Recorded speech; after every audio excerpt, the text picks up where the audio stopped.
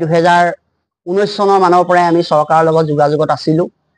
তেতিয়াৰ পৰাই আমি মুখ্যমন্ত্ৰী মহোদয় ডক্টৰ হিমন্ত বিশ্ব শৰ্মা ডাঙৰীয়াৰ সৈতেও আমি বহুবাৰ সাক্ষাৎ কৰিছোঁ। তেওঁ আমাক বহুতখিনি সহায় সহযোগ আগবঢ়াই আহিছে। আমি 2019 চনতে এই সেৱাটো নতুনকৈ নিবিদা লাভ কৰিছিলে বৰ্তমান পৰিচালিত হৈ থকা কোম্পানী EMRI গ্ৰীণ হেল্থ ছাৰ্ভিচে। আৰু 2023 চনৰ 23-24 চনত তেওঁলোকৰ নিবিদাটো শেষ হৈছিলে। 5 বছৰৰ কাৰণে তেওঁলোকে পাইছিলে, নিবিদাটো শেষ হৈছিলে।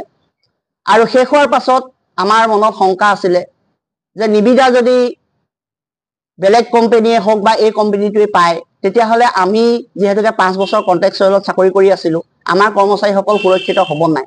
যিহেতুকে আমি 2008 চনৰ পৰাই এই সেৱাটোৰ লগত জড়িত হৈ আছোঁ আৰু ইতিমধ্যে আমি 13-14 বছৰ এই সেৱাটোত আমি প্ৰদান কৰিছোঁ।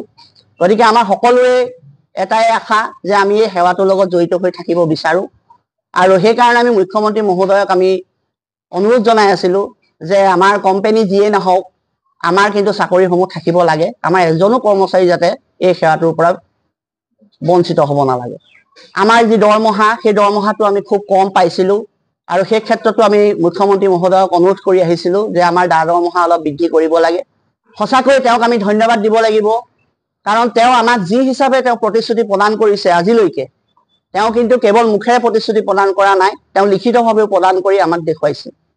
গতিকে যিটো আমাৰ টেণ্ডাৰ পেপাৰ উলিয়াইছে, টেণ্ডাৰ পেপাৰটো আপোনালোকৰ 17/8/2024 প্ৰকাশ পাইছে। Notice inviting tender for operation and maintenance of Mrityunjay 108 ambulance under national service of NSM Assam. এইখন আমাৰ দাবীসমূহৰ ক্ষেত্ৰত গুৰুত্ব প্ৰদান কৰি আমাৰ কিছু সংখ্যক দাবী টেণ্ডাৰ পেপাৰত কিন্তু ইতিমধ্যে অন্তৰ্ভুক্ত কৰিছে। ইয়াৰলি ইনক্ৰিমেণ্ট শব্দটো যিহেতুকে এইবাৰ টেণ্ডাৰ পেপাৰত তেওঁলোকে ভৰাইছে, কিন্তু এই ক্ষেত্ৰত আমি ক্লিয়াৰ হ'ব বিচাৰিছোঁ যে ইয়াৰলি ইনক্ৰিমেণ্টটো আমি VDA যিহেতুকে লাভ কৰোঁ, কাৰণ আমি কোম্পানীৰ ফালৰ পৰা আমি সময়ে সময়ে শুনিবলৈ পাওঁ যে ইয়াৰলি ইনক্ৰিমেণ্ট সেইসকলে পাব যিসকলে VDA নাপায়।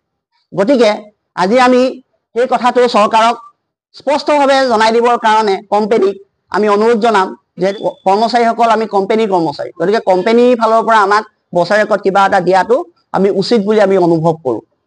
ৰক্ষা কৰি মুখ্যমন্ত্ৰী মহোদয়ে এইবাৰ টেণ্ডাৰ পেপাৰত উল্লেখ কৰিছে যে যদি এজন কৰ্মচাৰী চাকৰি জীৱনত মৃত্যু হয়, তেনেহ'লে তেখেতে মিনিমাম 10 লাখ টকা বীমাৰ পৰা লাভ কৰিব। তেওঁ ডিউটিত নাথাকিলেও যদি তেওঁ চাকৰি অৱস্থাত যদি মৃত্যু হয় 10 লাখ টকা দিব। আৰু যদি কৰ্মচাৰীজন অফ ডিউটিত থাকি আঘাতপ্ৰাপ্ত হৈ চিৰদিনৰভাৱে কৰ্ম সংস্থাপন হেৰুৱাব লগা হয়, তেতিয়াহ'লে তেওঁক 5 লাখ টকা প্ৰদান কৰিব। আৰু অন ডিউটিত ডেথ হ'লে মানে 20 লাখ টকা তেওঁ প্ৰদান কৰিব। আৰু অন ডিউটিত যদি ইনজুৰ্ড হয়, তেতিয়াহ'লে তেওঁক 10 লাখ টকা প্ৰদান কৰিব বুলি এইবাৰ টেণ্ডাৰ পেপাৰত লিপিবদ্ধ কৰিছে। গতিকে আমি মুখ্যমন্ত্ৰী মহোদয়ক ধন্যবাদ দিবই লাগিব, যিহেতুকে আমাৰ কথাসমূহ তেওঁ গুৰুত্ব সহকাৰে লৈ এইখিনি বস্তু লিখিত আকাৰত এইবাৰ টেণ্ডাৰ পেপাৰত উল্লেখ কৰিছে। আৰু লগতে কৰ্মচাৰীসকলৰ শংকা হৈছিলে যে কোম্পানীয়ে যিহেতুকে আমাক যিটো চেলাৰী দি ৰাখিছে, সেই চেলাৰীটো প্ৰকৃততে চৰকাৰে গম পায় নে নাপায়। পেপাৰত সেইটো পইণ্টটো তেওঁলোকে লিখিছে যে service provider shall submit employee salary slip, PF statement etc. To gov for monthly verification. খালি এইখিনিতে আমাৰ আৰু এটা অনুৰোধ থাকিব। অনুৰোধটো হৈছে যে কোম্পানীয়ে যিহেতুকে চেলাৰী শ্লিপ যি মানুহে চেলাৰী বেছিকৈ পায়, সেই চেলাৰী শ্লিপখন যাতে ছাবমিট নকৰে, জুনিয়ৰজনৰ চেলাৰী শ্লিপখনো যাতে ছাবমিট কৰে, প্ৰথমৰ পৰা কিমান দিয়ে সেইখিনি কথাও যাতে তেওঁলোকে অসম চৰকাৰ মাননীয় মুখ্যমন্ত্ৰী মহোদয়ে যাতে লক্ষ্য ৰাখে, তাৰ প্ৰতি অনুৰোধ ৰাখিছোঁ। আমি অনুৰোধ ৰাখিছোঁ যে ছিনিয়ৰ আৰু জুনিয়ৰ এই দুটা ভাগত যাতে দৰমহাৰ যিটো শিতান, সেই দৰমহাটো শিতানটো যাতে অলপ পৃথক হয়।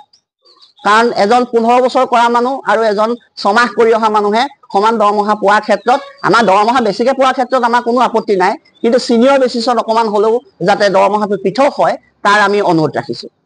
আমি মুখ্যমন্ত্ৰী মহোদয়ৰ লগতে যি আমাৰ বিভাগীয় যি শীৰ্ষ বিষয়াসকল আছে, যিসকলে আমাৰ ভৱিষ্যত নিৰূপণ কৰিব, তো তেখেতলোকলৈও আমাৰ অনুৰোধ থাকিব যাতে আমাৰ যিসকল অসমীয়া যুৱক যুৱতী যি ইয়াত নিযুক্তি হৈ আছে 108 সেৱাত, তেওঁলোকৰ ভৱিষ্যত উজ্জ্বল কৰাৰ ক্ষেত্ৰত বা ভৱিষ্যত নিৰাপত্তা কৰাৰ ক্ষেত্ৰত বিভাগীয় কৰ্তৃপক্ষ শীৰ্ষ বিষয়াসকলে অকণমান চিন্তা চৰ্চা কৰিব।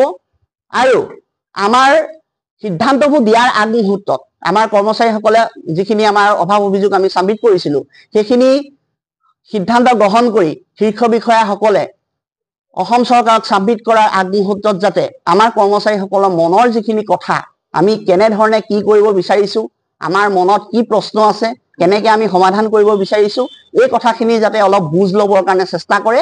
আমি আপোনালোকৰ মাধ্যমৰ যোগেদিও সেই বিভাগীয় কৰ্তৃপক্ষ শীৰ্ষ বিষয়াসকলক আমি অনুৰোধ জনাইছোঁ। এখন টেণ্ডাৰ পেপাৰ, ইয়াৰ পিছত হ'ব MOU, মেমৰেণ্ডাম অফ আণ্ডাৰষ্টেণ্ডিং, এখন চুক্তি হ'ব।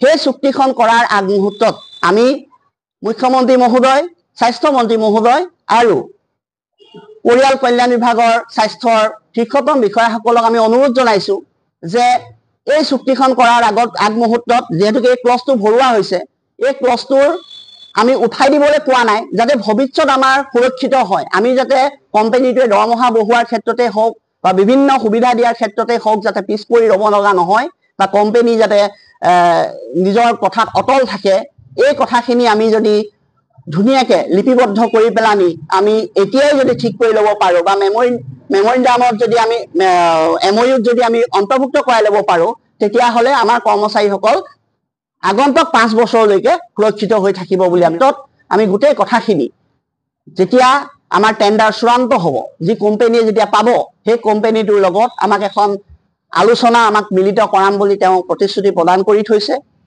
গতিকে আমি সেই মিটিংখনৰ কাৰণে খুব আগ্ৰহেৰে আমি বাট চাই আছোঁ। আমি আশা ৰাখিছোঁ খুব সোনকালে আমাৰ লগত টেণ্ডাৰটো চূড়ান্ত সিদ্ধান্ত প্ৰদান কৰি আমাৰ সেই মিটিংখন CM ছাৰে আমাক উপহাৰ দিব।